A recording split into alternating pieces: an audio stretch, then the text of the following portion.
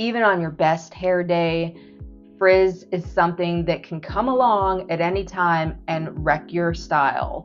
And aside from developing healthy hair habits, which we're going to talk about in this video, I want to share some of my top recommendations as far as hot tools, from dryers to stylers to multi-stylers, that are going to fight frizz as you're styling so your finished results can be sleek, shiny, and frizz-free. So when it comes to fighting frizz, it's important to understand what is actually causing the frizz. So we're going to get just a little sciency here with this explanation, but it's important to understand why it happens so you can combat the reasons why it happens. Every strand of hair, every single one, has an outer layer that's called the cuticle, and you can think of that sort of as the skin of the hair shaft. It's covered in it, root to tip.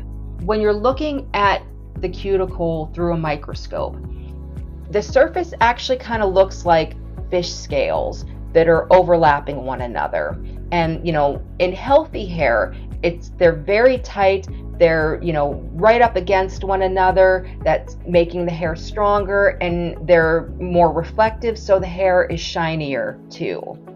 Now, anything that potentially damages your hair, whether it's styling, chemical processes, health issues, even the way that you're washing or drying your hair, environmental factors, any of those things that cause damage to the hair's cuticle, those scales will begin to lift up from one another. And when that happens, they're absorbing more moisture from the air, which makes the cuticle swell. And that is where you get that frizzy look from.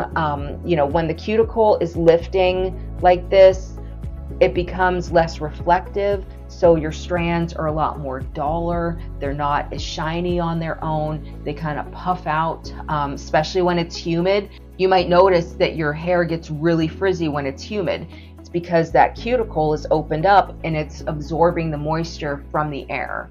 So when it comes to fixing frizz, of course you're going to want to use frizz-fighting styling tools, but you're also going to want to look at your overall hair routine to keep your hair as healthy as possible, because when your hair is really healthy, it's also naturally less frizzy. So clearly this is not the hair that I was born with. I styled it straight today just because it looks a lot shinier and more curtain-like for the purposes of demonstration. But my hair is very smooth, shiny, and there's not a lot of frizz. A lot of that comes down to how I treat my hair and the things that I do with my hair, in addition to the styling tools that I use. I want to go over a few important tips, things to consider, so you can look at your own hair routine and kind of see where you might make changes that are going to fight frizz rather than create it. So the biggest thing is to look at your cleansing habits, and that really comes down to what you're washing your hair with and how frequently you're washing. So ideally, when it comes to your shampoo, I'm not saying you have to spring for shampoo that's $100 a bottle. You don't. But you want to look at shampoos that don't include things like sulfates or parabens, because these can be really drying out to your hair, and that can promote frizz. Additionally, you don't want to wash your hair more often than is actually necessary. Now, if you have a really oily scalp and you're trying to combat that, you can use a dry shampoo between washings to sort of like extend the life of your hair between washings. Ideally, if you can swing every other day or even washing it every 3 days or longer, that gives your hair more of a chance to benefit from the natural oils that your scalp produces, and that helps to prevent your hair from drying out, because drying out can lead to frizz. You'll also want to look at your drying habits. Now, I am somebody who I normally wear my hair wavy or curly, and there are times that I actually go through and get a perm so I have a more consistent wave pattern. But one of the tricks that I learned, and I'm doing this all of the time no matter what my hair is doing, I don't use a towel on my hair. When I get out of the shower, I actually have a really old, soft t-shirt, and I use that to wrap my hair while I'm drying off and before I style. The material on a t-shirt is a lot more gentle along the hair shaft and the cuticle versus a towel that can sort of rough that up. And ideally, anything that you use to dry your hair, whether it's a towel, a turban, or whatever, you want that material to be soft so it's not roughing that cuticle. Hair hydration is another given, especially because a lot of frizz comes from strands that are too dry. But you want to hydrate the right way.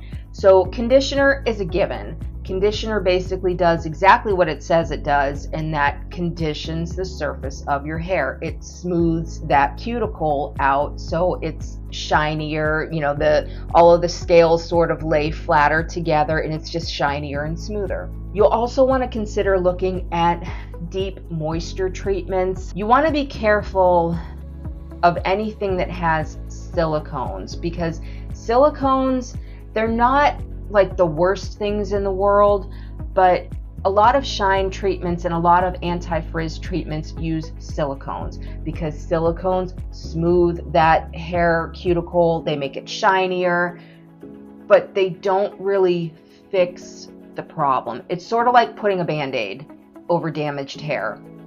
And on top of that, silicones can create product buildup over time. So you're not fixing your hair as much as you think you might be. I'm somebody who prefers to avoid silicones as much as possible for that reason. I stick to natural things, oils especially. I'm very big into hair oil and just things that don't create that same type of product buildup, but that actually do hydrate without doing further damage. Heat protection, especially if you're styling with hot tools, whether you're blow drying, using a curler, straightener, whatever you're doing, a heat protectant spray is a really good thing to consider.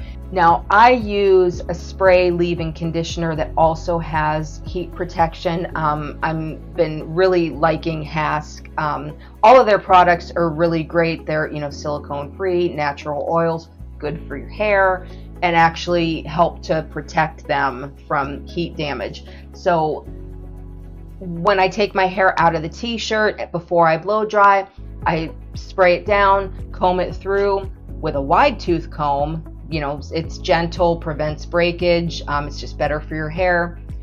But I use that heat protectant spray before I dry and heat style, and sometimes I'll spray a little extra between the time that I dry it and the time that I style it with hot tools, just for a little added protection. And of course, you're going to want to consider styling tools that are anti-frizz. Ideally, these are going to be things that use terms like Ionic technology, which these release negative ions that neutralize any of the positive charge that is in your hair. So it's basically like neutralizing the static electricity, so your hair lays flat and you're not getting frizz. Infrared technology, which is something that you'll see with some hair straighteners. Infrared heat is more gentle to your hair. It actually heats up the inside of the hair shaft first versus heating it from the outside in. So not only does it style more quickly, but the heat penetrates more deeply while also not damaging the cuticle, like the outside part of the strands as well. So it's really effective for that, and especially if you're using straighteners, look for ones that use that infrared technology. Styling tools that use what is called plasma technology work similar to Ionic, but with plasma technology, they're releasing positive and negative ions that completely rebalance the electrical charge in your hair. So rather than just releasing negative that combats the positive, it's releasing positive and negative that just rebalances the whole thing. It's all very sciencey, but it works, and for a reason, because it's based in science. Finally, another way to avoid frizz is, of course, to reduce chemical treatments or their frequency, which, you know, I haven't been perming my hair lately. I do have blonde highlighting that you can't really see because it's now colored over, but you know, clearly I chemically treat my hair. But you can also try to lower the frequency of those chemical treatments if you can, and that helps to protect your hair from further damage, which also helps to eliminate frizz. So now we're getting to the good part, my styling tool recommendations. The first one, and this is my top pick as far as being anti-frizz but offering the most in terms of style options, the Elabella 6-in-1. Now I've got the paddle brush attachment on this right now, and I'll tell you about why I love this so much. But the Elabella is a 6-in-1 styler. This includes a hair dryer attachment. It also comes with the smoothing paddle brush, a large volumizing brush, a smaller round brush, and 2 Airwrap curling wands. The Elabella 6-in-1 gives you a lot more options as far as things that you can do. Now, when I'm going for a really sleek style like this one, I use the hair dryer to get my hair about 90% of the way dry, and then I pop the paddle brush attachment on and actually comb this through to dry it and detangle it and smooth it the rest of the way. That gives you a frizz-free canvas to start from. And what's great about the Elabella, it has 2 air speeds, low and high, and then it has 3 heat settings, cool, warm, and hot. So you can adjust this however you need, however you're styling, and it's really, really quick because it's using air. So the styling process is quick, which means that it's doing less damage to your hair as you're styling, especially if you're using it every day. The only real drawback to the Elabella is there is no separate cool shot button. So when you're styling, if you want to finish whatever you're doing with the cool shot, you have to hit the temperature button to bring that to cool, and then you can use it on cool and then put it back. I do wish there was a separate cool shot button on this, and maybe at some point that'll be an upgrade for this. But for now, the Elabella as a 6-in-1 multi-styler, it is the most budget-friendly multi-styling tool that I've come across that is actually effective. And we're going to be comparing this, you know, to the Shark and also the Dyson in just a little bit. But as far as the results, when you're looking for frizz-free results that aren't going to completely break the bank, the Elabella gets my top recommendation. The results are amazing, which this particular style I paired with the infrared straightener, also from Elabella, and I'm going to talk about that next. When you want the straightest, sleekest style possible, infrared straighteners are the most effective because they actually heat the hair shaft from the inside out. So you're doing less damage to the outside of the cuticle and you're styling it straighter much faster. The Elabella infrared straightener, I love this, which let's see if you can see these. It has titanium plates, and this comes together to straighten your hair.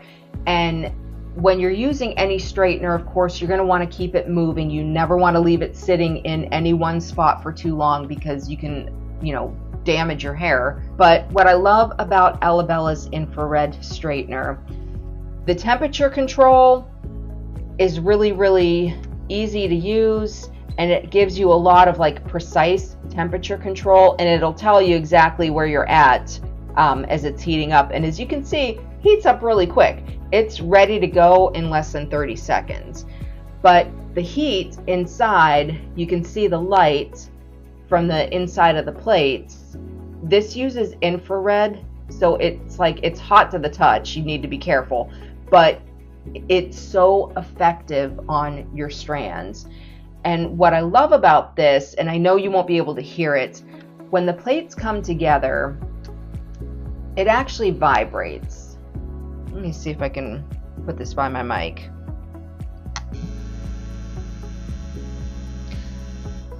So the plates actually vibrate as they're going down the hair shaft. What that does is it makes it easier for the plates to slide down your hair more easily.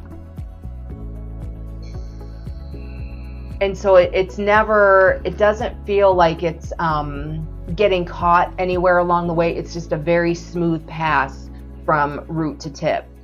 Now, you don't have to use this with the vibration if you don't want to. I do recommend it though. I personally find the results are a lot better when the vibration is turned on. But as far as getting the sleekest, smoothest hair possible, I like pairing the Elabella infrared straightener with the paddle brush from the 6-in-1, because right after you dry and you're combing and detangling with this, it smooths everything out, and pretty much I can do all of my hair straightening with one pass when I've prepped it with this. And my hair is naturally very wavy, and it's also very layered because I normally wear my hair wavy. I just have a lot of layering throughout my hair. So especially when I'm wearing it straight, it's hard to tell, but there's actually a ton of layers in this hair. But even for somebody like me that has very wavy hair naturally, the combination of the infrared straightener with the paddle brush from the 6-in-1, it's amazing. My hair's texture after styling with those two things, it is just soft and smooth and really, really shiny. So especially if you have curly hair and you're also trying to reduce frizz, when you dry your hair, it's important to have a hair dryer that preferably uses some sort of anti-frizz technology, but also has a diffuser that is going to hold your hair still so it can dry and preserve that curl pattern. The Revlon Shine Boost hair dryer, this thing has been my ride or die for years, especially when I'm wearing my hair permed and it's curly on its own. This hair dryer, oh my God. So this is an Ionic hair dryer. It has 3 heat settings, 2 speeds, plus a cool shot, which is this button right here. So it's nice because when you're using the diffuser and you're drying your hair with heat, you can finish with that cool shot, set the curl, and it comes out smooth and shiny. The best things about this hair dryer, there is an ion switch right at the top. So this is Ionic on its own, but when you need a little extra ionics, when you need it to release more negative ions to fight frizz, you can turn this on and you get 30% more negative ions to combat frizz and static electricity. And that's amazing and all. But for those of you with curly hair, this diffuser is huge. And it is, honestly, this is the best diffuser attachment on any styling tool or hair dryer I've ever used. The size of this thing, you can see, compared to my hand, you can see just how big this thing is. So when you're styling and you're putting your hair in, and it covers a lot. So when you're holding your curls to dry them with this diffuser, the results are amazing. I kind of wish I had a perm right now so I can demonstrate it, but this has been my hair dryer for years. I've had to replace it once, but this is very, very budget friendly. It's like under $30. So for a hair dryer that's going to reduce frizz, gives you extra ions to reduce even more frizz, comes with a huge diffuser, and also a concentrator attachment if you want. So you can have if you just need to target specific sections for drying, you can use the concentrator and the rest of your hair is not blowing all over the place.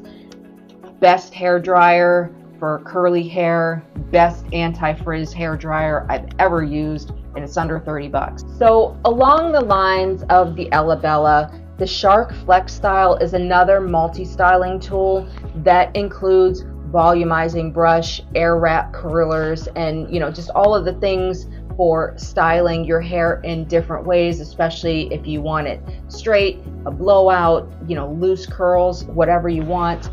The Shark FlexStyle does that. Now I have this in Indigo Rush, which I love because I love the color blue. But this does not have a separate hair dryer attachment. The dryer actually folds down. So that's the one nice thing about this, is that the dryer isn't a separate attachment the way that it is with the Elabella. But considering the price point is higher, and in my experience, the results from the Shark and the Elabella are indistinguishable. Honestly, I think the Elabella is a little bit better because it comes with a smaller round brush where my Shark did not. But the one thing that the Shark has over the Elabella is the cool shot button. Whether you're styling with the dryer, any of the attachments, whatever you're doing, you don't have to fiddle with the temperature buttons to bring it back to cool. You can just hit that cool shot button, get your cool blast, and then be on your way. I do think this is worthwhile as far as, fighting frizz. It is a quality tool. I mean, obviously, Shark is a name you likely recognize for a reason. But in terms of what you get for your money between the Elabella and the Shark, the results are the same. Elabella is less expensive, plus you get one extra tool than what comes with this. It just makes more sense. Now, there are different versions of the Shark available, and you can even build your own. So if you want to hand select all of the attachments and tools that come with your Shark, you can do that. It is more expensive to do that, but it is an option. Finally, if your budget allows, the Coanda technology from Dyson is definitely worth it. Dyson's been in the business for a hot minute. They practically invented multi-styling tools, and they are very effective. Now, the price tag, close to $800. So it's not necessarily a feasible investment for everyone. I got mine refurbished, which came with a 1-year warranty.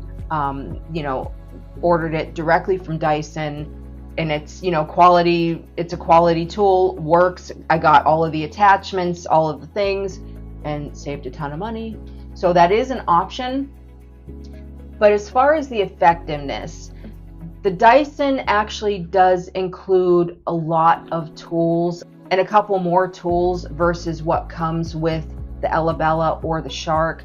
You might not necessarily need all of those. So the Dyson Airwrap includes a dryer, straightener attachment, an anti-snag loop brush, a round brush, and the one thing that it does better than both the Elabella and Shark is that it includes 2 curling barrels, and they're not the same size. With the Dyson, the curling barrels are actually 2 separate sizes, so you can do a variety of different curls if you want some that are tighter across the top and looser at the bottom, or if you want to do them all one size or the other. It does give you 2 barrels, and these can switch directions, so you don't have 2 of the same barrel, one for each side. Just has 2 barrels that can go either way. Now, do I think that it makes the Dyson worth the amount of money that it costs? If your budget allows and you can get a Dyson and not sweat it, sure, I think it's worth it. If you're styling on a tighter budget like most of us are, I would still go with the Elabella because the results, I don't see a difference really between the Elabella and the Dyson results. Not enough to warrant that big of a difference in the price points. I just don't. And I'm not like a Dyson hater. I mean, Dyson is awesome. Of course it is. But in terms of, budget and results, yeah, maybe not so much. So when it comes to fighting frizz, Obviously, the tools make a difference. My money's on Elabella just because of the amount of flexibility that it provides, plus the 6-in-1 paired with their infrared straightener. If you wear your hair straight, that has been the absolute best combination that I have found, especially for shininess, smoothness, and anti-frizz. Those two things together, I haven't found better. But don't forget that the right hairstyling tools will only take you so far. If you really want to fight frizz and win the battle, you do need to adopt healthy habits. Make sure that you're taking good care of your hair, because when you treat it right, it's going to be frizz-free almost naturally. You'll have to put a lot less effort into maintaining that frizz-free look when you're starting from a healthy canvas. So hopefully all of this information and the product suggestions are going to get you well on your way to less frizzy hair that's just got a lot more shine and movement, and just makes you feel a lot more confident about the way your hair looks and feels.